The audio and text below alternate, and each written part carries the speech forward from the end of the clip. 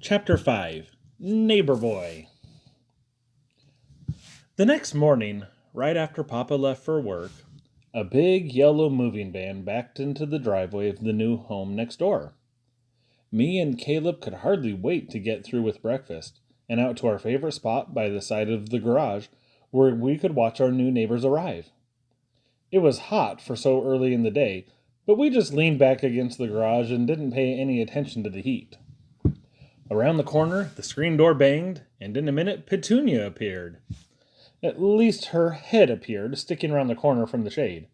She seemed to wonder what we were doing and why.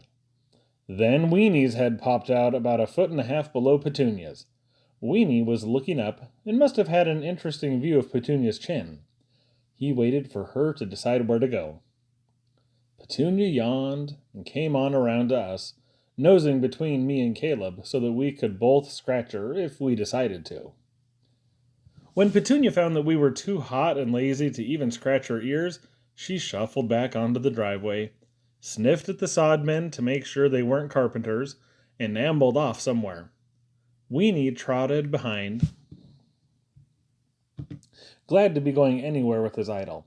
Pretty soon a new green car pulled up and parked out in front of the new house. "Is that them?" Caleb inquired. "Are they the people who are moving in next door?" I watched them carefully as they got out of the car. It was the same man with the mustache and the same skinny woman that I'd seen before, but this time they had 2 children with them. "Wow," I said. "Yep, that's them. But just look what's with them." The first kid was a boy about Caleb's age, but a lot stockier. He had a look about him that said he could take care of himself. His arms hung almost to the ground, and he had a short, pushed-up nose and a bent-back forehead and short hair that couldn't help but remind you of a monkey. But I didn't watch him for long. Holding on to her mother's hand was about the prettiest girl I had ever seen, and she looked just about my size. She had long, shiny blonde hair that hung all the way down to the waist of a starched cotton dress. She didn't look like the boy at all, thank goodness. They walked across the fresh sod, and that girl took little dainty steps like girls should, not at all like those big horses at our school did. And this was going to be my next-door neighbor. The most beautiful girl that ever had lived in Harleyville as far as I could remember was going to live right next to my house. "Great Scott," I whispered. "Looks tough, doesn't he?" answered Caleb, who still thought the girls were just a good place to keep hair ribbons. The mother and father and the 2 kids all went inside to see how the moving men were doing, and me and Caleb waited, almost holding our breath, for them to come out again. "I think I can handle them all right," mused Caleb. "Those heavy ones are always suckers for a stiff punch in the breadbasket." "Caleb," I warned, "you mustn't pick on that little kid next door. You are much taller than he is, and it would not be a fair fight. Just be nice to him so that we can be their friends." Caleb gave me a funny look. "You've been out in the sun too long," he said. "I'm going to have to lick that kid before noon. If you don't start newcomers off on the right foot, they start taking over on you." Soon the boy came out of the front door and stood in the front yard, looking around for something to do. He looked something like a baby gorilla that had just been let out of its cage, and I noticed that Caleb was getting a little pale as he watched him. Finally, that kid's eyes came to rest on a young elm tree that the 3 men had planted the day before. He loped across the lawn like he thought he was in Africa or somewhere, and his hands did almost touch the ground as he went. When he got over to that baby elm, we could see his smile from clear over where we were sitting. It was a very odd smile. "Is that kid all right?" asked Caleb uneasily. Before I could answer, the kid leaned over and grabbed that elm tree just above the ground and yanked the whole blasted thing right out of the ground and up over his head like it was a feather. And he held it up there with a great big ball of dirt still clinging to the roots. "Good night," whispered Caleb. "Where can I go hide?" "Lawrence," a voice from the open front door sounded, and the man with the mustache came out of that house like an exploding firecracker. He grabbed little Lawrence and played a drum solo on his seat that would have put blisters on a catcher's mitt. "He sure needed that," said Caleb approvingly. Lawrence didn't even whimper, however. When it was over, the man set him down and replaced the elm tree in the hole, Then he tamped the dirt all around it with his feet. Lawrence just smiled and watched.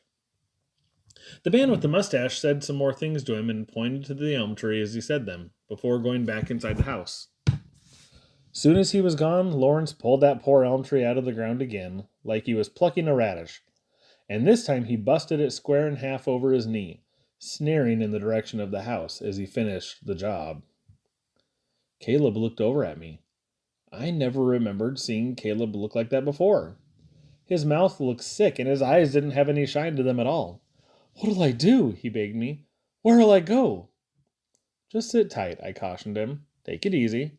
"Take it easy," he yelled. "That little monster is going to come strolling over here in a minute and pinch me in half. I can't take it easy. I've got to do something." "Too late," I said, nodding my head toward the new house. Lawrence had heard us.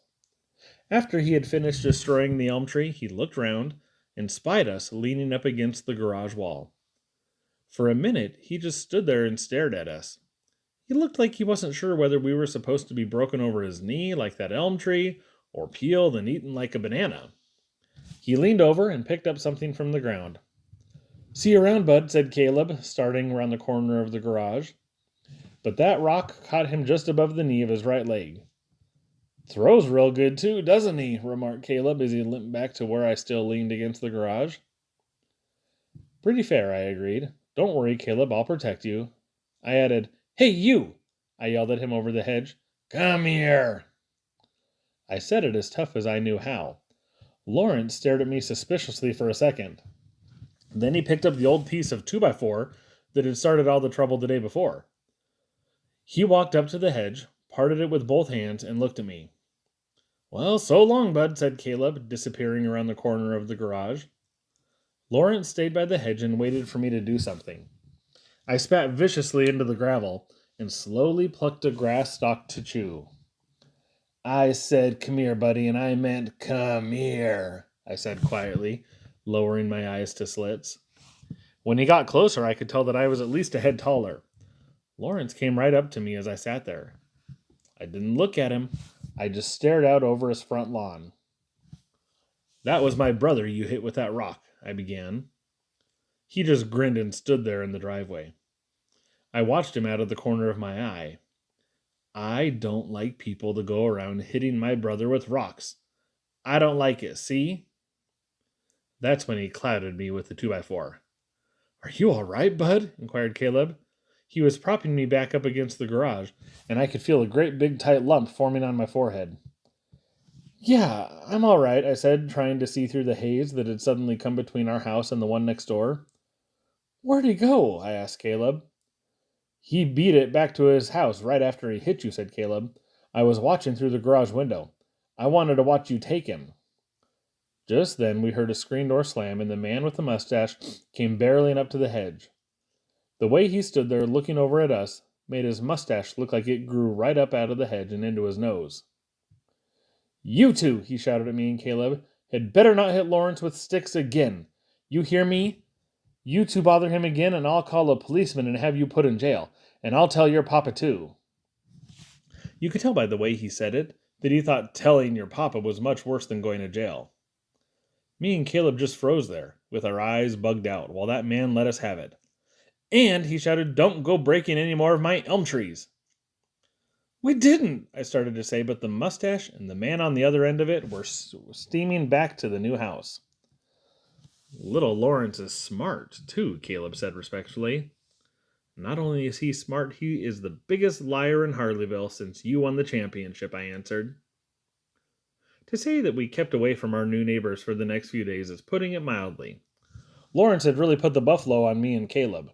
We wouldn't go near that garage. In fact, we spent most of our time up in our room, wondering how we could get back in power. "I give up," I said one afternoon several days later. Caleb stood over by the window looking out toward the new house. "Me too," he said. "And just look at that sister of his throwing her ball around out there, just asking us to come outside and get massacred by that little terror. Why, I haven't seen him for 3 or 4 days now, but I know darn well he's hiding over there somewhere, just waiting for you and me to come outside." "Hey, wait a minute," I said. "Yeah?" said Caleb. "Amos, Wasn't Amos getting back from YMCA camp last night? Let's see. Yesterday was the 23rd. Yeah, that was when he was supposed to get back, said Caleb. Well, let's get him on the phone. Tell him to come right over. He'll have to come right by the new house, and little Lawrence will be right there waiting for some nice, fresh meat. I called Amos up, and Amos said he'd be right over. I knew he would. Amos Finch is one of my best friends along with Dink Fowler. We waited by the window for the show. Pretty soon we saw Amos coming down the road, whistling and kicking a can ahead of him.